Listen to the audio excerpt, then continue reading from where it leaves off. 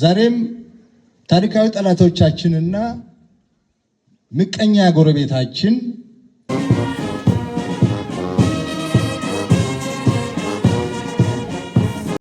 ክብርት ወይዘሮ ሮዛ ኦማር የሐረሪ ብሔራዊ ክልላዊ መንግስት ምክትል ፕሬዝዳንት፣ ክቡር አቶ አርቢ ቡህ የድሬዳዋ ከተማ አስተዳደር ምክትል ከንቲባ፣ የተከበራችሁ የኃይል አዛዦች፣ የእዝ አዛዦች እና የዋና መምሪያ ኃላፊዎች፣ ክቡራን ጀነራል መኮንኖች፣ ብርጋዴር ጀነራል ተስፋዬ ሀብተማርያም የብሔረሰብ ኢትዮጵያ ጀግና ሜዳ ተሸላሚ፣ ውድ የሁርሶ አጭር ኮርስ እንኳን ደስ አላችሁ ለማለት እወዳለሁ። የኢትዮጵያ ሀገራችን ለዘመናት የተፈተነችበትና የተፈተነችበት ያለው ነገር ግን ለፈተናዎች ሁሉ ያልተንበረከከች እና ያልተሸነፈች የጀግኖች ምድር ናት።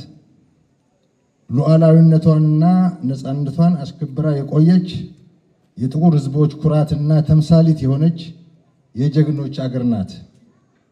እኛ የኢትዮጵያ መከላከያ ሰራዊት አባሎች ለሀገራችን ሉዓላዊነት እስከ መጨረሻው በመታገል ሀገራችንን ከውጭና ከውስጥ ጠላቶች ለመከላከል የተዘጋጀን፣ ሀገርን ለመከላከል ልማድ ከአባቶቻችን የወረስን የጀግናና የአርበኛ ህዝብ ልጆች ነን።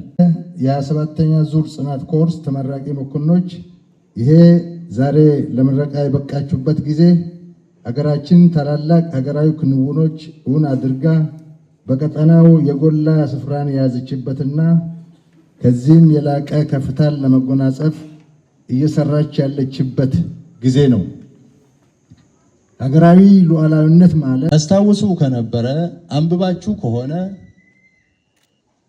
ትንሽ እኛ ከናንተ ቀደም ስለምንል በደንብ የምናውቀው ነገር ለናንተ ማስተላለፍ ያለብን ነገር የ1960ዎቹ ትውልድ እየተባለ ብዙ ጊዜ ይነገራል፣ ትሰማላችሁ። የ1960ዎቹ ትውልድ ማለት የዛሬ ጽምዶ ማለት ነው። የዛ ዘመን ትውልድ ማርክሲዝም ሌኒዝም እያለ ታሪካዊ ጠላቶቻችንን እያጋበዘ ሞቃዲሾ እየሄደ ካይሮ እየሄደ ኃይል እያሰባሰበ የሱዳን፣ የግብፅ፣ የኤርትራ ቅንጅት በመፍጠር ኢትዮጵያን ከባህር በር የማባረር ዘመን ነበረ። የ1960ዎቹ ትውልድ ያን ጊዜ ካይሮ ሄዶ ደጅ የጠኑ፣ ያን ጊዜ ካርቱም ሄዶ ደጅ የጠኑ፣ ያን ጊዜ መቃዲሾ ሄደው ደጅ የጠኑ የነ ዚያድ ባሬ ተላላኪዎች፣ የነ ፈርዖን ቤተሰብ ተላላኪዎች፣ የካርቱም ተላላኪዎች ግንባር ፈጥረው የዛሬ 60 ዓመት ኢትዮጵያን ከባህር በር በማባረር ኢትዮጵያን በእርስ በርስ ግጭት በማዳከም በቀጠናው ትርጉም ያለው አገር እንዳትሆን፣ በቀጠናው የአባይን ውሃ እንዳትጠቀም ሲደረግ ነበረ። ተሳክቶላቸዋል። ከባህር በር አስወጥተውናል። ያልተሳካው ባህር አባይን መገደብ የማትችል አገር መፍጠር ነበር። እሱ አልተሳካም። ባህር በር የማባረር ግን ተሳክቶላቸዋል። የተሳካበት ምክንያት እነሱ ጎበዞች ስለሆኑ ጀግና ስለሆኑ አይደለም። እነሱ ባንዳ ስላገኙ ነው። የገዛ አገሩን የሚወጋ የገዛ አገሩን የሚያዳክም እርስ በርሱ የሚጨፋጨፍ የራሱን መንግስት የሚያፈርስ ኢትዮጵያን ኢኮኖሚካሊ የሚያዳክም ለጠላቶቻችን ምቹ ሁኔታ በር የሚፈጥር መዓት ባንዳ ከውስጥ ስለተገኘ ነው። አሁንም እየተደረገ ያለው እሱ ነው። ያን ጊዜ የነበሩ ባንዳዎች መልካቸውን ቀይረው ነው እንጂ ያሉት እነሱ ናቸው።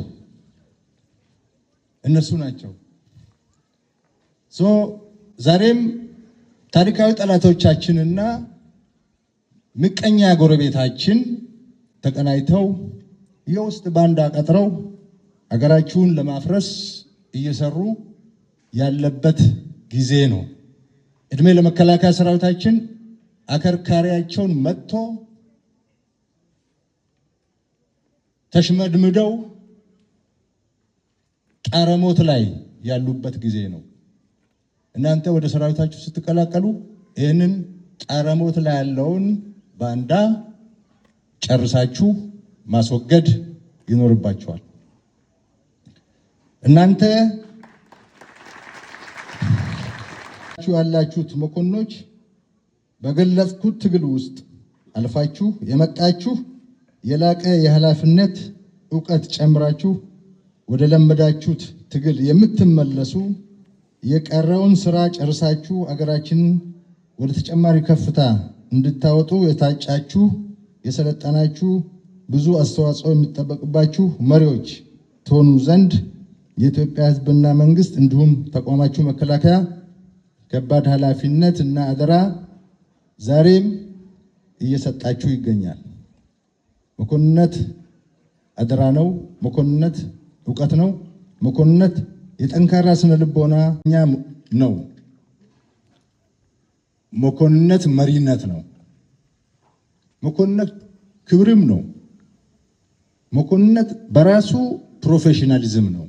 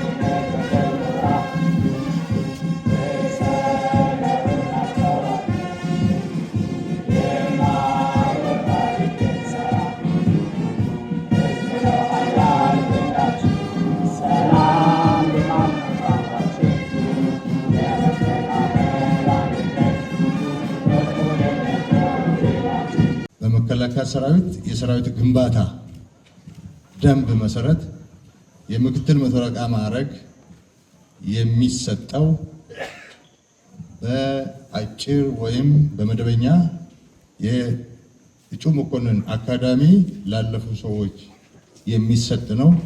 ምክትል መቶ አለቃ ማዕረግ ከዛ ውጪ አይሰጥም። ቤዚክ የሰራዊት አመራር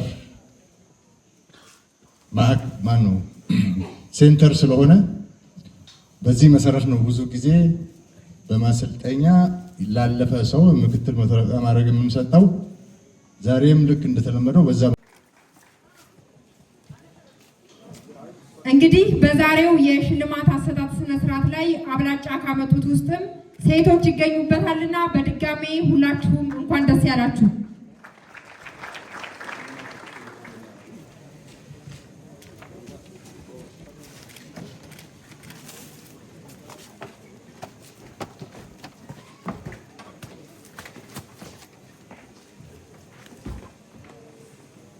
ብልጫ ያመጡ በዙሪያ መለስ እንቅስለን።